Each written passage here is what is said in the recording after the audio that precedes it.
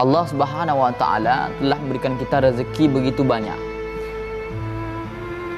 Mungkin kalau kita mendengar rezeki, ya, di telinga kita mendengar rezeki itu adalah seperti harta kekayaan.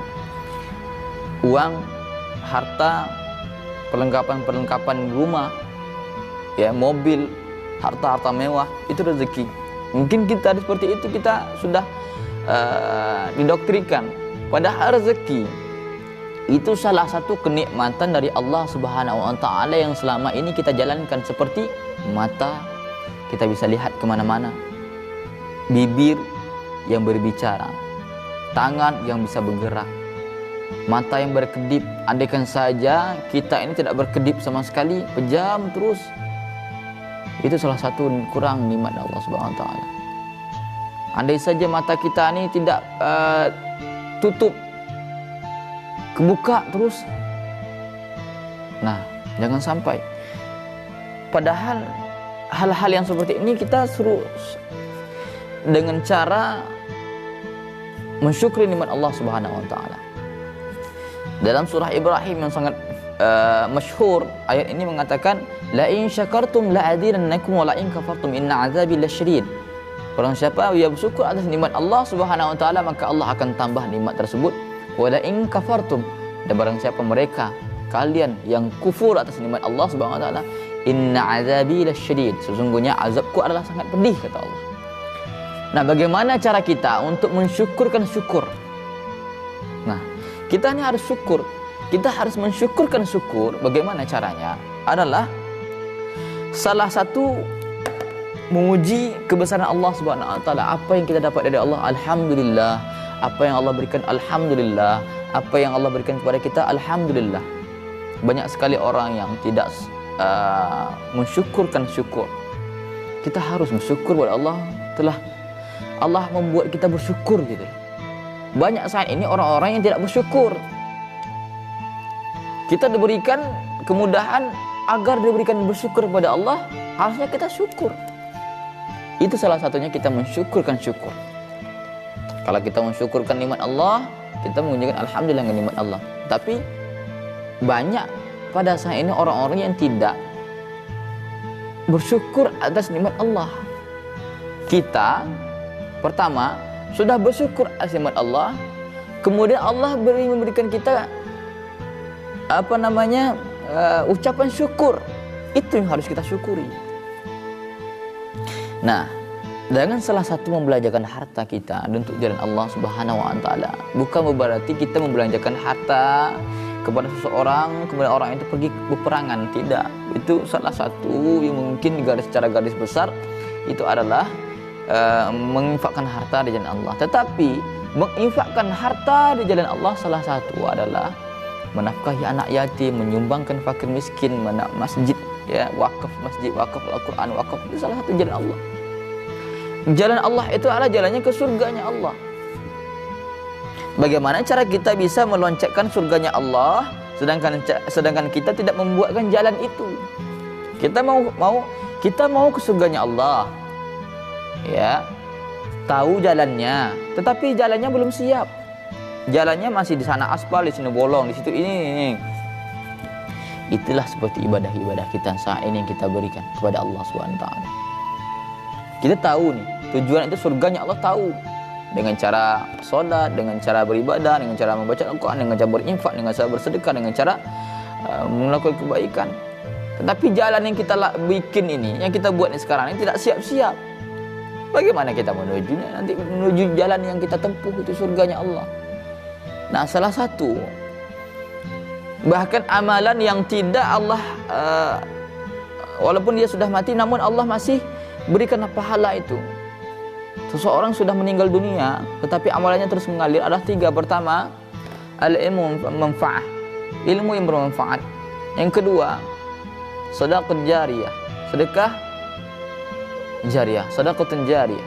Yang ketiga, doa anak yang soleh. Inilah amalan yang tidak pernah putus walaupun kita masih walaupun kita dalam keadaan meninggal dunia. Ilmu bermanfaat seperti kita mengajar ngaji, seperti kita mengajarkan anak-anak yang membutuhkan, dengan landasan niat karena Allah, ya, bukan niat karena dibilang mantap, dibilang bagus, dibilang ini, bukan niat, tapi niat karena Allah, karena kita mencari keridhaan Allah Subhanahu wa taala. Kita tujuan ini hanya satu, adalah mencari keridhaan Allah Subhanahu wa taala. Kalau kita bukan untuk mencari keridhaan Allah Subhanahu wa taala, mungkin banyak pada saat ini mereka-mereka yang berinfak di jalan Allah, kemudian dia foto ini sekian, si fulan sekian, puluhan juta miliar, sekian diinfak ke masjid sekian. Itu bukan mencari keridhaan Allah Subhanahu wa taala. Apapun itu.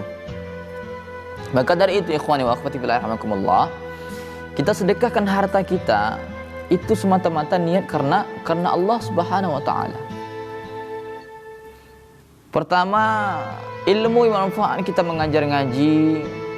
Man ta'allama al-Quran khairukum man ta'allama al-Quran wa 'allamah. Sebaik-baik mereka yaitu mereka yang belajarkan Al-Quran kemudian mereka mengajarkannya. Mereka mengajarkan Al-Quran kemudian mereka meninggal dunia, murid yang mereka ajarkan mengajar lagi murid lain sampai seterusnya, itu amalan terus dapat walaupun kita sudah meninggal dunia. Yang kedua yakni sedekahun jariyah. Sedekah jariyah, kita infakkan harta kita ini untuk jalan Allah dengan cara kita membuat masjid, dengan cara kita menginfakkan harta di untuk panti asuhan, membuatkan pondok pesantren. Walaupun kita dalam kita dunia, masjid itu digunakan untuk beribadah pada Allah, majelis taklim, pondok pesantren itu digunakan untuk santri-santri yang mau belajar, terus mengalir amal-amalan itu. Kalau kita sampai meninggal dunia, itu amalan terus berjalan. Kemudian doa anak yang soleh. Doa anak yang soleh adalah kita meninggal dunia, yang mungkin kita masih banyak maksiat kepada Allah Subhanahu wa taala sebelumnya.